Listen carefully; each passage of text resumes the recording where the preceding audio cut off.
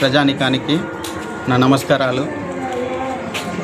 వల్దా స్పందన Kiran, BRS party అభ్యర్థిగా మీ అందరి ముందుకు వచ్చినాము.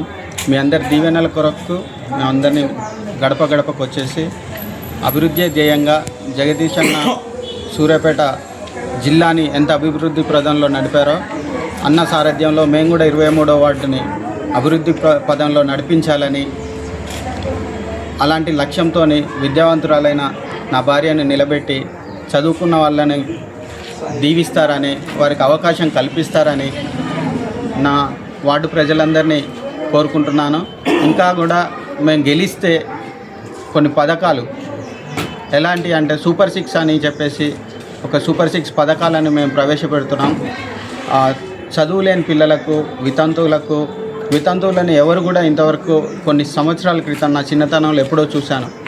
వితంతువులు ఒంటరిగా ఇంట్లో వండుకుంటూ ఉపాధి లేకుండా ఉంటున్న వాళ్ళకు, వారికి ఒక మంచి జీవనోపాధి కొరకు కుట్టు మిషన్లను వారికి ఇస్తానని మొదటి 2 నెలల్లోనే వారికి ఒక 30 మందిని సెలెక్ట్ చేసుకొని కుట్టు మిషన్లు వారికి ఇచ్చి వారికి జీవనోపాధి కల్పిస్తానని, తర్వాత మా వార్డులో ఇంతవరకు మంచినీటి ప్లాంట్ ఎక్కడా లేదు.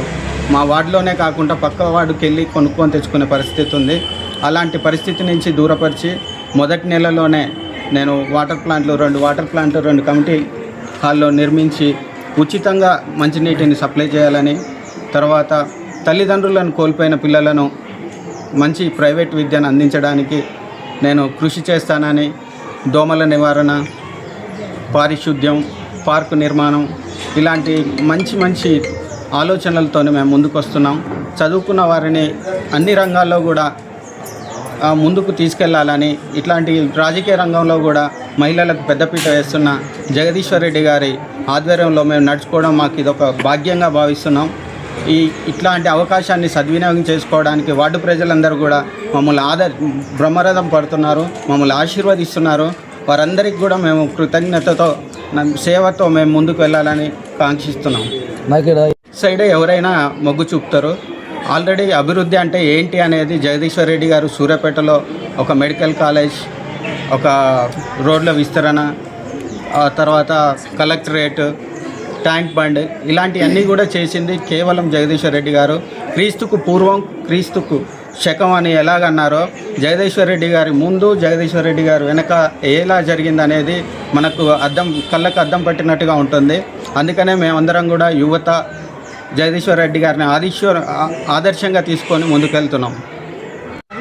23వ వార్డు రాజీవ్ నగర్ ప్రజలకి నా హృదయపూర్వకమైన నమస్కారం చెప్తున్నాను. కార్ గుర్తుకు ఓటేయండి, యువతని చదువుకున్న వారిని ప్రోత్సహించండి, మమ్మల్ని గెలిపించండి. అభివృద్ధి బాట ఏంటో మీరు రుచి చూడండి.